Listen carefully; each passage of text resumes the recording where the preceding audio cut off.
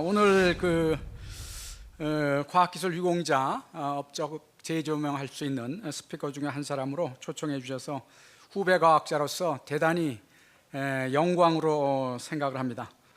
그럼 지금부터 한 분 한 분을 간단히 소개해 드리도록 하겠습니다. 우리 이 박사님은 대수학에 있어서 이 중요한 분야 하나인 군론, 그룹 시어리, 거기에 세계적인 학자로 그렇게 평가를 할 수 있을 것 같습니다.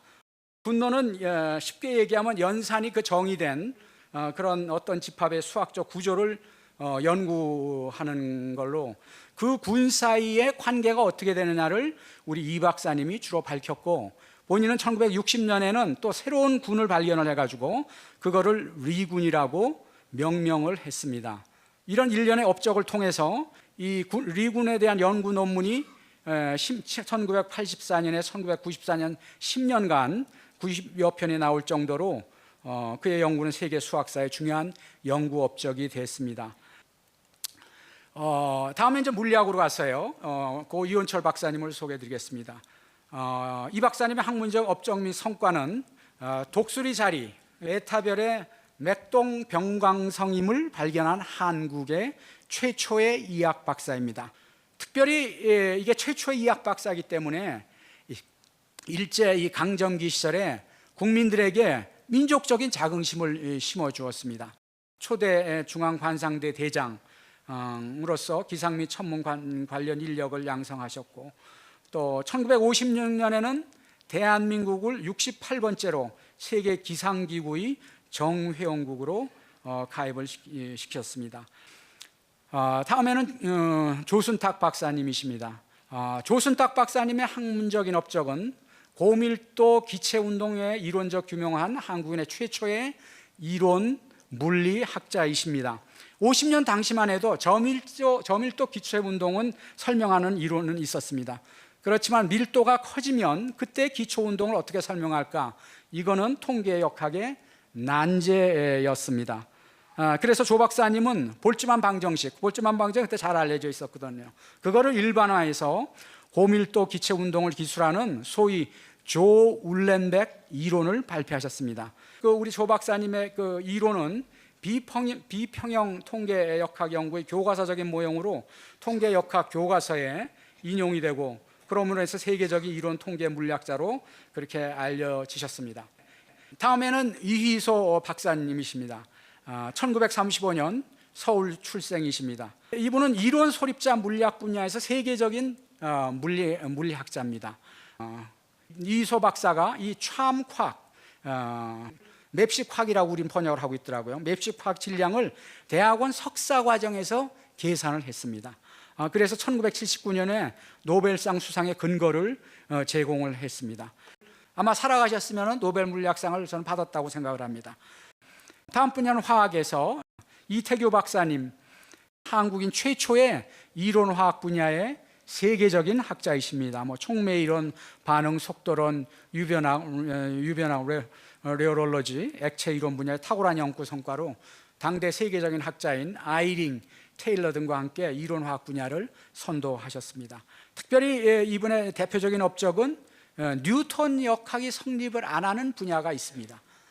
그런 뉴턴 역학에 적용 안 되는 거기서의 이 비뉴턴 유동 현상을 설명하는 일반 이론을 제시를 했습니다. 그래서 이 아이링 이론이 분자 점성학의 기초가 됐습니다. 그래서 이런 일련의 연구 업적으로 1969년에 한국인 최초로 노벨 화학상 후보로 그렇게 추천이 되셨습니다. 안동혁 박사님은 우리나라 산업 기술과 공업 기초를 다진 응용화학자이십니다. 해방 직후의 산업 기술의 기반을 앞장서 닦은 대표적인 응용화학자로 일제강점기의 유지 연구, 또 전국적인 수자원 조사 등을 수행을 했는데, 이중 공업 용수 조사 사업은 그가 이룩한 중요한 성과로 그렇게 뽑히고 있습니다. 이 낙후한 국내 화공산업 기술의 발전에 초석이 되셨습니다. 다음에는 김동일 박사님이십니다. 김동일 박사님은 인견사 재종 방법을 최초로 개발한 화학 섬유계의 선구자십니다. 국내 최초로 비스코스 인견사 공장을 건설하고 개발을 하셨습니다. 또 원자력에도 관심이 있으셔서 원자력 발전의 초석을 마련해 주셨습니다. 김순경 박사님은 이론 물리학 분야의 세계적인 그런 화학자이십니다. 그래서 많은 것을 타치로 하셨는데 특별히 군론, 아까 우리 수학에서도 군론을 말씀드렸죠. 그 군론을 화학의 대칭성 또 이 결정의 대칭성에 응용을 한 그런 군론을 정립을 하셨습니다. 그래서 1963년에 IUPAC 입회를 하는데 이분이 결정적인 역할을 해주셨습니다. 이제 마지막으로 지구과학의 정창희 박사님 말씀드리겠습니다. 우리나라 층서학 연구의 선구자이십니다. 지질의 지층을 연구하는 그런 분야죠. 그래서 특별히 강원도 지역의 고생대 층서를 처음으로 규명을 하셨고 한국 최초의 탄전지대 층서 계보를 확립을 하셨습니다. 대한민국 기초과학 발전에 초석이 되어주신 자연과학 분야 유공자분들 또 지원해 주신 가족분들께 충심으로 존경과 감사를 드리면서 저희 후배 과학자들이 기초과학의 꽃을 피워가도록 하겠습니다. 여러분 감사합니다.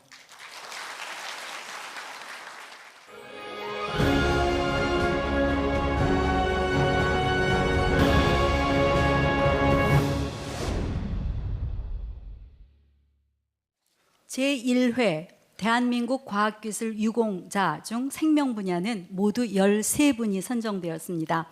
이분들의 헌신으로 우리 국민의 건강 증진, 농업의 발전, 그리고 생물학의 발전의 밑거름이 되었습니다. 우선 권이혁 서울대 명예교수님이십니다.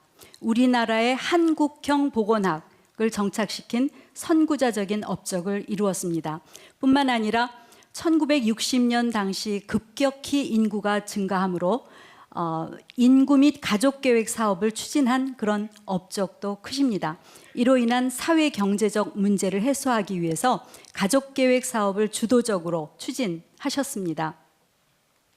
다음은 고 김수지 이화여자대학교 명예교수님이십니다. 한국 최초의 간호사, 간호교육사, 교육자이십니다. 국내 최초로 간호학 박사 과정을 또 국내에 설립을 하셨습니다. 자원봉사자 교육과 조직을 구성하고 한국형 호스피스 모델을 개발하셨습니다. 사람 돌봄 이론을 개발을 하셨고요. 정신보건 간호사 훈련 과정을 개설하셨습니다. 다음은 박노희 UCLA 석학 교수님이십니다. 해외에서 연구를 하면서 우리나라의 모국의 치의학 발전에 크게 기여한 그런 세계적인 치의학자이십니다. 구강암 분야에서 독보적인 연구 성과를 도출을 하셨습니다. herpes simplex 바이러스의 질병 발생 과정과 치료법에 관한 연구, 또 구강암 발암 과정에서 인유두종 바이러스의 역할에 관한 연구 등에서 독보적인 업적을 이루었습니다. 다음은 고 윤일선 서울대학교 명예교수님이십니다. 윤 교수님은 한국 최초의 병리의학자이십니다. 우리나라 병리학의 탄생 또 발전을 주도하셨고요. 한국 최초의 병리학자로서 서양의학 연구의 토착화에 크게 공헌하셨습니다. 우리나라 사람에게 발생하는 그 당시 많이 어려움을 겪었던 기생충병인 힐라리아종의 상피종 악성 종양을 연구를 하면서 한국인 최초로 캔서 리서치라고 하는 유수한 영문 국제 학술지에 한국인 암에 관한 통계를 발표하였습니다. 다음은 이 자리에 계신 이호왕 고려대 명예교수님이십니다. 이호왕 교수님은 한국의 파스테르라고 일컫습니다. 유행성 출혈열을 퇴치하셨죠. 병원체를 발견하였을 뿐만 아니라 진단법, 백신까지 개발한 그런 과학자입니다. 저 역시 오늘 처음 배웠는데 참으로 감격스러운 심정으로 처음 뵙고 인사를 드렸습니다. 교과서에서만 뵙던 또 뉴스에서만 뵙던 그런 이호왕 교수님을 소개하게 되어서 저 역시 매우 영광스럽게 생각합니다. 한탄 바이러스와 설 바이러스를 발견하셨습니다. 새로운 바이러스의 속으로 한타 바이러스를 국제학계에 제안을 하고 국제적으로도 인정을 공인을 받으셨습니다. 뿐만 아니라 유행성 출혈열 예방 백신을 개발하고 진단법을 개발하셨습니다. 90년 세계 최초 유행성 출혈열 예방 백신을 개발함으로써 한국 신약개발 제1호 탄생을 하였습니다. 다음은 고 한구동 서울대 명예교수님에 대해서 살펴보겠습니다. 우리나라 약학 연구교육의 아버지이십니다. 약용식물과 천연물 연구를 개척을 했고요.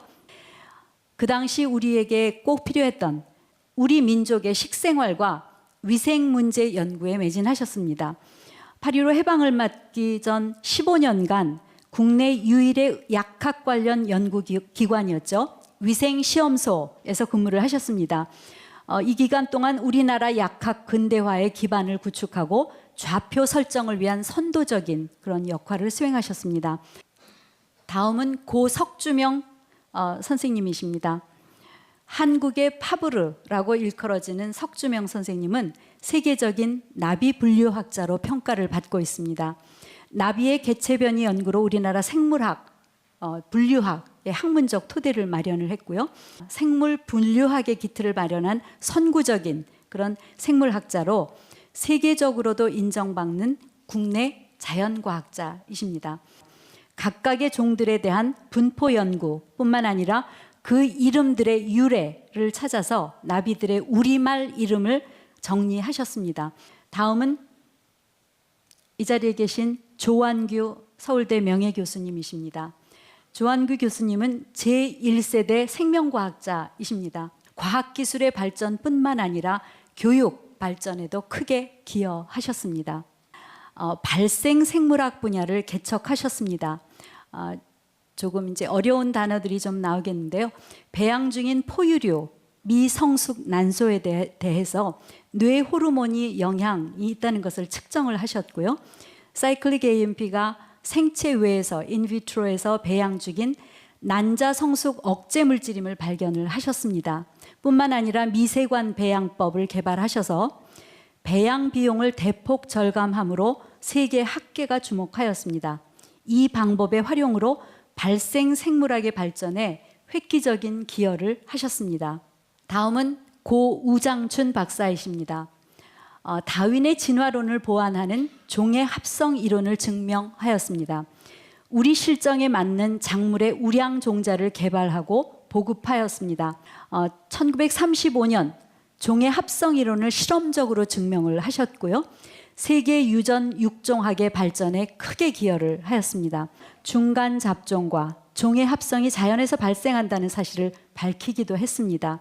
이는 현존하는 식물을 합성한 아마도 최초의 실험적인 예일 것입니다. 종의 합성 이론은 다윈의 진화론이 간과한 것을 보완한 그런 아주 세계적인 연구 성과라고 할 수가 있습니다. 다음은 고 조백현 서울대 명예교수님이십니다. 한국의 근대 농학교육, 연구 및 학문적 기틀을 마련한 농업과학 분야의 선구자이십니다. 김치, 된장, 간장 등 한국 전통 발효식품의 식품 가치를 과학적으로 밝히셨습니다. 우리 조상들이 갖고 있는 식품에 대한 암묵적 지혜를 현대 과학적인 가치를 부여한 그런 최초의 연구원이라고 할 수 있습니다. 장류 제조를 위한 종균을 개발하고 번식, 이용 조건에 대한 과학적인 접근 방법을 연구하고 보급한 그런 그 탁월성을 높이 평가할 수 있습니다.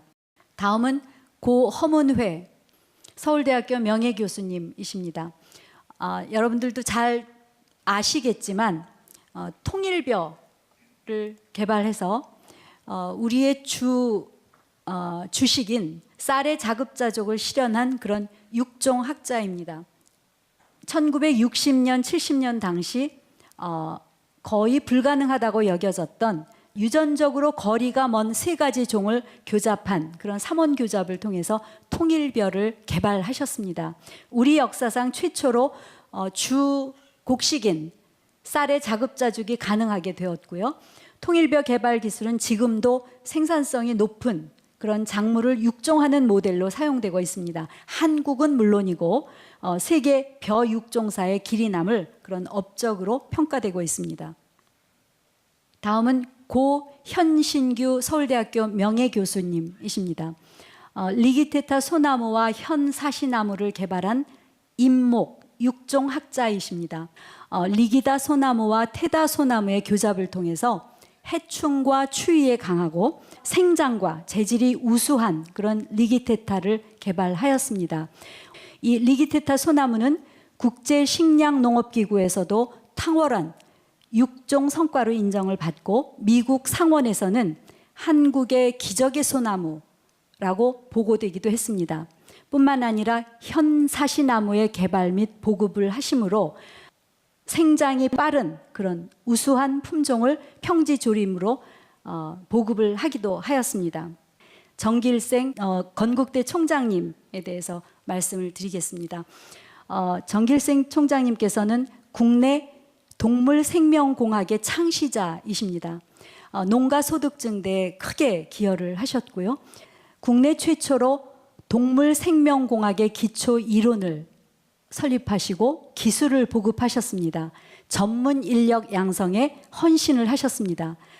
그래서 동물 생산 기술의 첨단화, 산업화에 큰 공헌을 하셨습니다.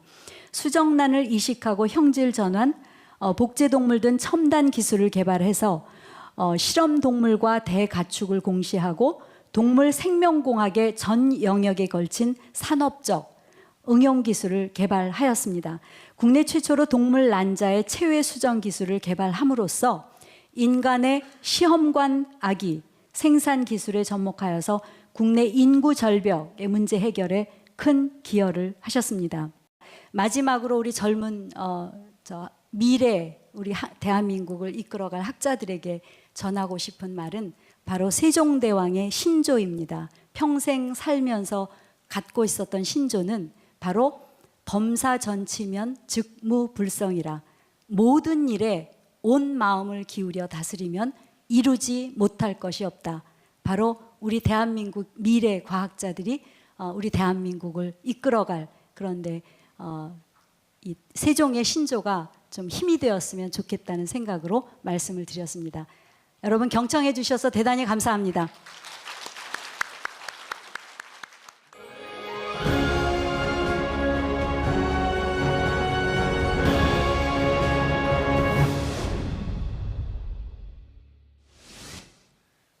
빼어난 과학기술 유공자 여러분들 모신 이런 날에 이렇게 말씀드릴 기회를 갖게 돼서 대단히 영광으로 생각합니다.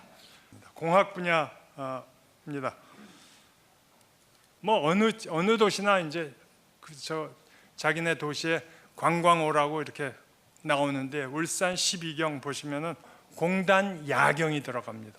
그 화학공업 단지를 만드신데 크게 기여하신 분이 오늘 이제 첫 번째로 제가 말씀드리고자 하는 이재성 서울대 명예교수님, 전 학장님이시죠. 우리나라 최초로 구미식 화학 교육을 도입한 선구자십니다. 국산 무연탄에서 인조 석유를 합성하고 이와 같은 화학 공정의 개발사를 통해서 실제 기업에도 많이 기여를 하셨습니다. 그리고 특히 대한민국 최초로 구미식 화학공학의 교육을 시작하고 화학공학회를 창설해서 유능한 화학공학 인재 양성에 크게 공헌하셨습니다. 대한민국 과학기술 발전에서 빼놓을 수 없는 일이 키스트죠. 키스트 하면은 또 바로 그냥 우리가 기억할 수 있는 분이 최형섭 박사님이시죠. 키스트를 만들고 그야말로 뭐 대한민국 국가에서 과학기술 행정의 틀을 만들어 주신 분입니다. 과학기술연구소 키스트 초대 소장, 과학기술처 장관으로 7, 8년을 아마 근무하신 것으로 그렇게 알고 있습니다. 원자력 연구소장, 키스트 소장을 역임하면서 우리나라 산업기술 개발에 기틀을 마련하셨다라는 것이 이건 뭐 당연히 참 큰 공로, 우리가 기려야 할 공로라고 믿습니다.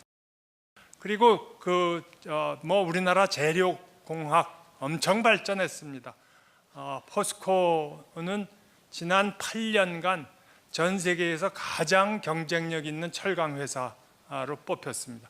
그런데 있어서 이론적인 이런 틀을 만들어 주시고 인재를 양성해 주신 우리 윤도경 카이스트 명예교수님 당연히 우리 빼어난 과학기술자로서 모시는 것은 너무 당연한 것 같습니다.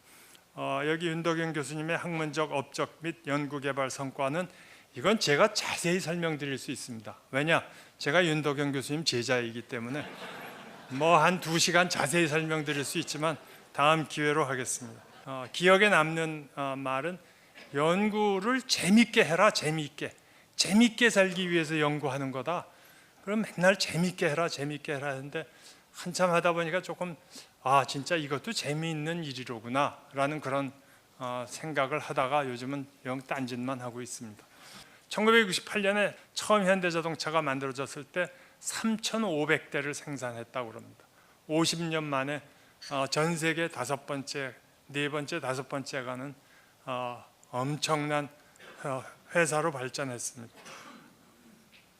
여기에는 뭐 기계공학 하시는 분들의 엄청난 기여가 있었죠. 그 중에 우리 염영하 교수님 기계공학자로서 기계공학도 빼어난 기계공학도를 많이 만들어 배출해 주셨습니다.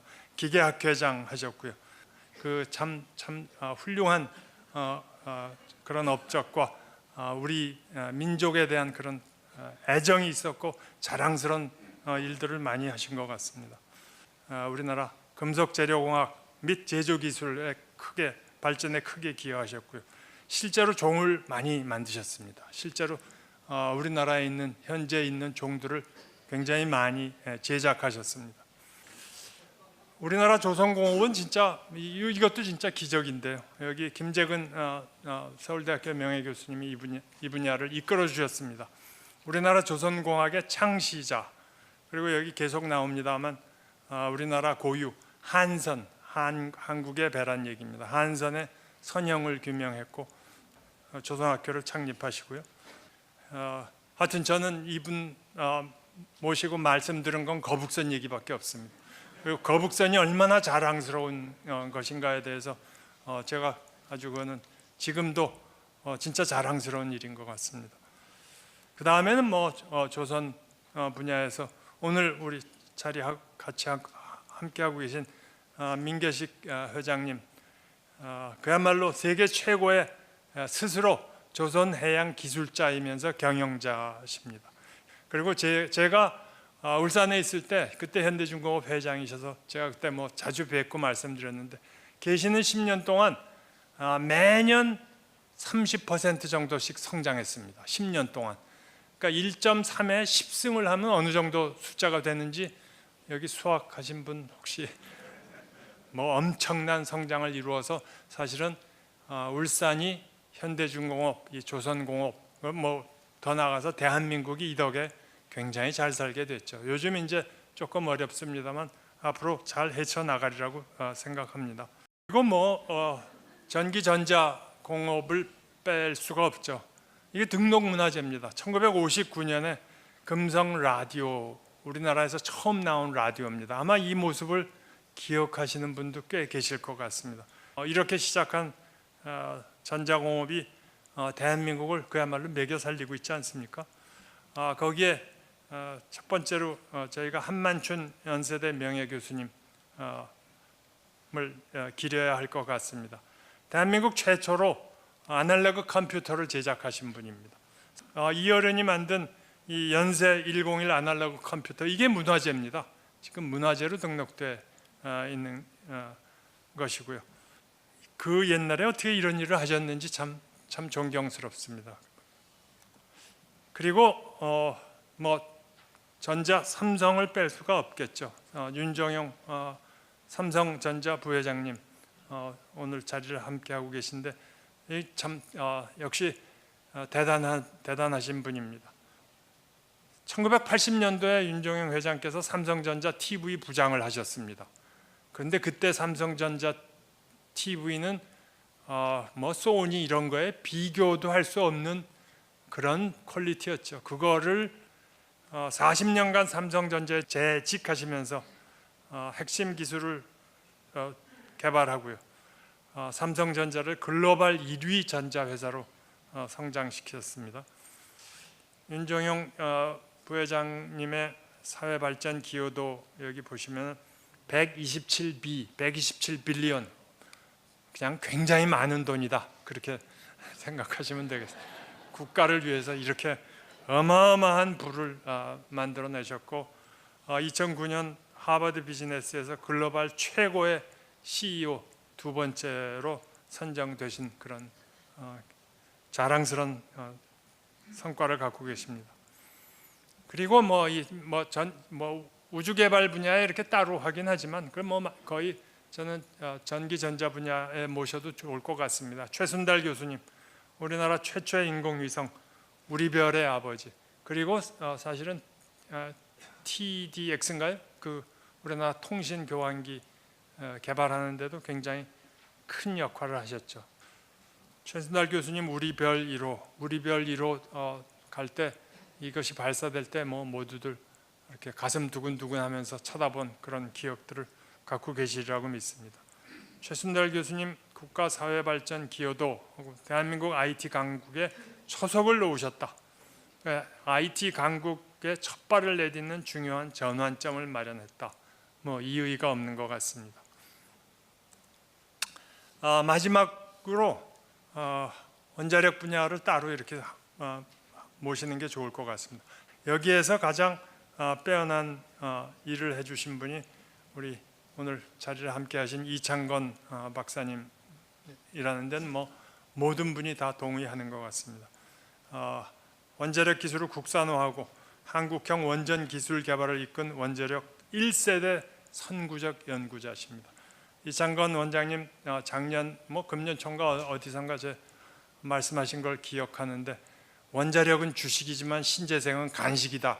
간식만 먹고 어떻게 사냐, 그런 말씀하셨죠? 네, 맞습니다. 그렇게 말씀하셨던 기억이 있습니다. 제가 모두에도 말씀드렸지만 자랑스러운 대한민국을 만들어주신 과학기술 유공자 여러분들께 다시 한번 감사 올리고요. 기적의 역사였습니다. 앞으로 더 잘할 수 있도록 저희들도 더 노력을 해야 될 것 같습니다. 감사합니다.